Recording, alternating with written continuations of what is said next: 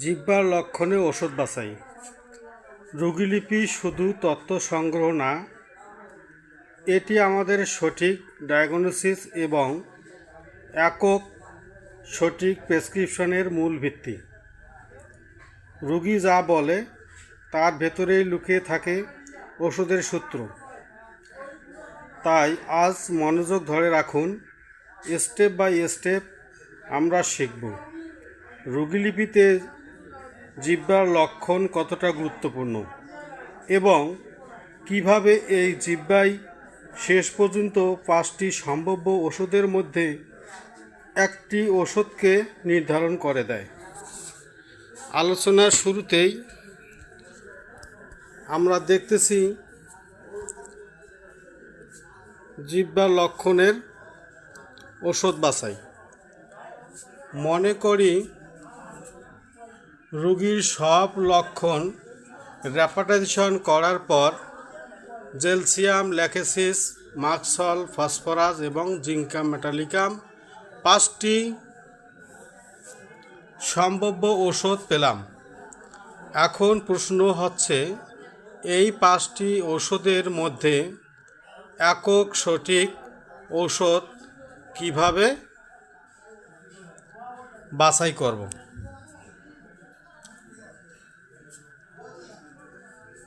এখানে সেই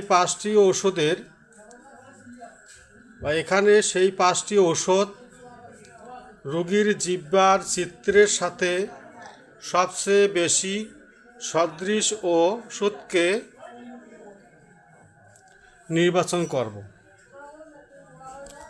কিভাবে? আমরা জানি রোগীলিপিতে জিহ্বার মধ্যে আমরা 8 ধরনের লক্ষণ পাই। কীরকম? জিহ্বার প্রকৃতি, বর্ণ, শুষ্কতা, খাসপড়া, অনুভূতি, কম্পন, ফাটা এবং স্বাদ। এই 5টি লক্ষণ আমরা রোগীর জিহ্বার মধ্যে দেখি। আমার রোগীর অবশিষ্ট ওষুধ রয়েছে অন্যান্য লক্ষণের উপর ভিত্তি করে 5টি। আমি রোগীর জিহ্বার এই 8টি লক্ষণের মধ্যে 5টি ওষুধের মধ্যে কোনটি রোগীর জন্য উপযুক্ত তা বাছাইয়ের চেষ্টা করব। তাহলে দেখি, রোগীর জিহ্বার প্রকৃতি অনুযায়ী আমি প্রায় 10টি ওষুধ এখানে লিখেছি। রোগীর জিহ্বার প্রকৃতি অনুযায়ী যে 10টি ওষুধ পাই: ক্যালকেরিয়া কাপ, মাক্সল, lycopodium, kali carb, baryta carb, natrum sulph, thuja, silicea, graphites এবং রাস্টক্স। এই 10টি ওষুধ আমি পেয়েছি রোগীর জিহ্বার প্রকৃতির সাথে মিলে এমন 10টি ওষুধ। রোগীর জিহ্বার বর্ণ অনুযায়ী তার বর্ণ ছিল সাদা বর্ণের, ময়লাযুক্ত, কিনার লাল। এর ওপর ভিত্তি করে ওষুধ পেয়েছি 10টি। বর্ণ অনুযায়ী ওষুধ 10টি হচ্ছে: অ্যালটিমক্লুড, মাক্সল, কেলিমিউর, পালসেটিলা, ন্যাট্রামিউর, ব্রাউনিয়া, আর্সেনিক, নাক্স এবং ক্যালকেরিয়া কাপ ও সিপিয়া। এরপরে রোগীর জিহ্বার শুষ্কতা বা রসালতার উপর ভিত্তি করে আমি যে কয়টি ওষুধ পেয়েছিলাম তা হচ্ছে bryonia, rhus tox, arsenic, natrum mur, phosphorus, sulphur, belladonna, nux, lycopodium এবং চায়না। রোগীর জিহ্বায় গুরুত্বপূর্ণ একটি লক্ষণ খাসপড়া। এই খাসপড়ার উপর ভিত্তি করে আমি রোগীর জিহ্বাতে যে ওষুধ কয়টি পাই তা হচ্ছে মাক্সল, calcarea cup, lycopodium, ন্যাট্রামিউর, কেলিকাপ, ব্যারিটাকাপ, graphites, সাইলেশিয়া, রাস্টক্স, pulsatilla. আপনারা দেখতেছেন রোগীর জিহ্বার অনুভূতি অনুযায়ী একই নিয়মে ওষুধ পেয়েছিলাম: আর্সেনিক, সালফার, ক্যাপসিকাম, ফসফরাস, মাক্সল, আইরিশ, ন্যাট্রামিউর, কেলিভিস, মেজোরিনাম এবং ক্যান্থারিস। অনুরূপভাবে কম্পন অনুযায়ী ওষুধ পেয়েছিলাম জেলসিয়াম, মাক্সল, জিঙ্কামেট, ল্যাকেসিস, অ্যাগারিকাস, হাইড্রোস্টেসকান, কুপ্রোমেট, ফসফরাস, আর্সেনিক এবং স্টর্নমেন্ট। জিহ্বার ফাটা অনুযায়ী ওষুধ পেয়েছিলাম। রোগীর জিহ্বার ফাটার বিভিন্ন ধরন, তার উপর ভিত্তি করে 10টি ওষুধ আমি পেয়েছিলাম। Natrum mur, acid nit, graphites, lycopodium, sulphur, ক্যালিকা, পেট্রোলিয়াম, আর্সেনিক এবং রাস্টক্স। রোগীর জিহ্বার স্বাদ ধাতব বর্ণ ছিল, এই অনুযায়ী ওষুধ পাই। জিহ্বার স্বাদ ধাতব, এটা স্পষ্ট বলছিল, তাতে ওষুধ পাই মাক্সল, ফসফরাস, অ্যাসিড নাইট, কোপ্রোমেট, আর্জেনাইট, ক্যালিভিস, আর্সেনিক, ক্লামেট এবং ব্যাপটিসিয়া। এখানে আমি দেখি রোগীর প্রতিটি জিহ্বার লক্ষণে প্রায় ওষুধ পাওয়া গিয়েছে, কিন্তু আমার কথা হচ্ছে বা আমার এখানে যেটা 5টি ওষুধ আমি তার অন্য অন্য লক্ষণের উপর পেয়েছিলাম। এই 5টি ঔষধ আমরা কি কি পেয়েছিলাম? 5টি ওষুধ পেয়েছিলাম: জেলসিয়াম, ল্যাকেসিস, মাক্সল, ফসফরাস এবং জিঙ্কামেট। এখন আমাকে দেখতে হবে রোগীর জিহ্বা অনুযায়ী যে ওষুধগুলি পেয়েছিলাম 8টি লক্ষণে, তার 8টি লক্ষণের মধ্যে আমি দেখি কোন ওষুধগুলো বেশি পাওয়া যায়, অর্থাৎ এই 5টি ওষুধ তার এই জিহ্বার লক্ষণে কতবার এসেছে।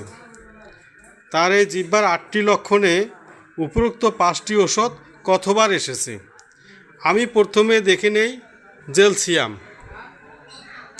এই জেলসিয়াম ওষুধটি আমি তার জিহ্বার 8টি লক্ষণের মধ্যে শুধুমাত্র এক জায়গায় পেয়েছি, এছাড়া তার জিহ্বার লক্ষণে জেলসিয়াম কোথাও পাই নাই।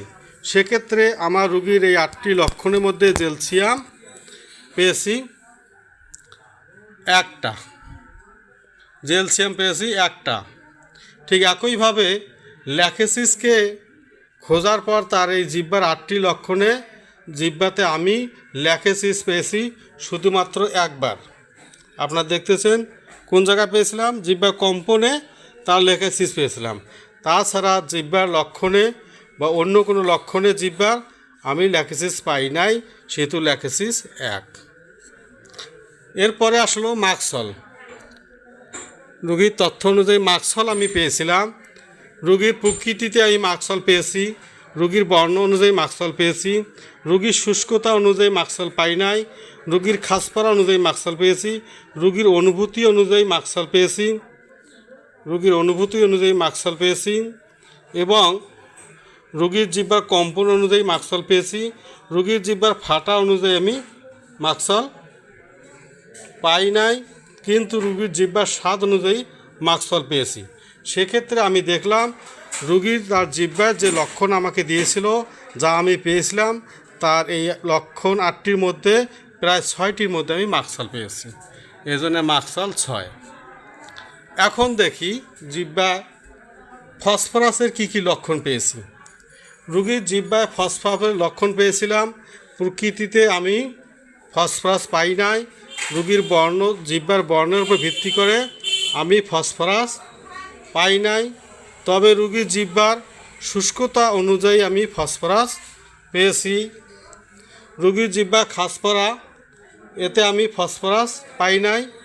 রোগীর জিহ্বার অনুভূতি, এর উপর ভিত্তি করে আমি ফসফরাস পেয়েছি।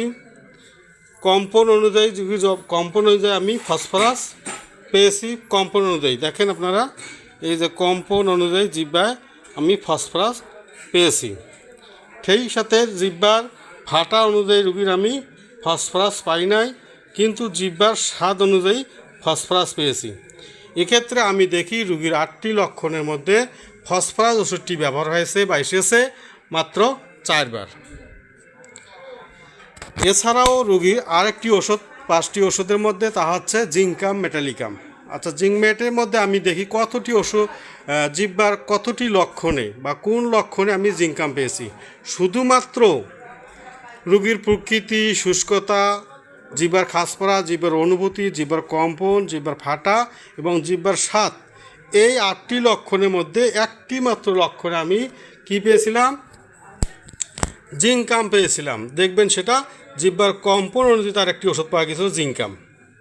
এটা ব্যতীত আর আমি তার কোনো লক্ষণে জিঙ্কাম মেটালিকাম পাই নাই, সেহেতু আমি এখানে জিঙ্কাম মেটালিকাম 1 দিয়েছি। এখন আমি দেখলাম রোগীর জিহ্বা অনুযায়ী আমার এই 5টি ওষুধ, সম্ভাব্য ওষুধ 5টির মধ্যে সবচেয়ে বেশি জিহ্বাকে সাপোর্ট করে এমন সংখ্যক ওষুধ হচ্ছে জেলসিয়াম 1, ল্যাকেসিস 1, মাক্সাল 6, ফসফরাস 4 এবং জিঙ্কাম মেটালিকাম 1। এখন কি আমি সিদ্ধান্ত নিতে পারি রোগীর যেহেতু সম্ভাব্য 5টি ওষুধ অন্যান্য লক্ষণের উপর ভিত্তি করে এখন জিহ্বা অনুযায়ী সবচেয়ে বেশি লক্ষণকে সাপোর্ট করে মাক্সল, আমি কি সিদ্ধান্ত নিতে পারি যে মাক্সলে হবে রোগীর জন্য উপযুক্ত ঔষধ? উত্তর মাক্সল। কমেন্টে আপনাদের মতামত জানাবেন। এরূপ ভিডিও পেতে অবশ্যই পেজটিকে ফলো দিয়ে রাখবেন, মতামত জানাবেন। সকলের সুস্থতা কামনা করে এ পর্যায়ে শেষ করতেছি। আসসালামু আলাইকুম।